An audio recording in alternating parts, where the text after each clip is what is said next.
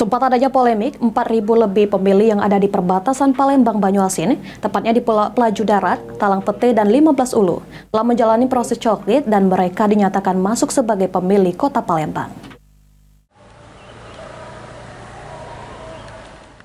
Polemik wilayah perbatasan Palembang Banyuasin saat gelaran Pilkada serentak November mendatang telah terselesaikan. Disampaikan oleh Ketua KPU Palembang Syawaludin, untuk wilayah perbatasan Palembang Banyuasin, KPU melakukan alas data dari Mendagri. Semua warga perbatasan Palembang Banyuasin, yaitu Pelaju Darat, Talang Pete, dan 15 Ulu, masuk ke wilayah Palembang. KPU Palembang disampaikan oleh Syawaludin, telah melakukan proses coklit terhadap 4.000 lebih warga di 3 lokasi tersebut. Palembang kemarin sudah konsultasi untuk permasalahan perbatasan dan kami juga kemarin selesai mencoklit. Jadi seluruhnya 4.000 kurang lebih itu yang terdaftar di wilayah perbatasan masuk dalam DP4 sudah kami coklit semua.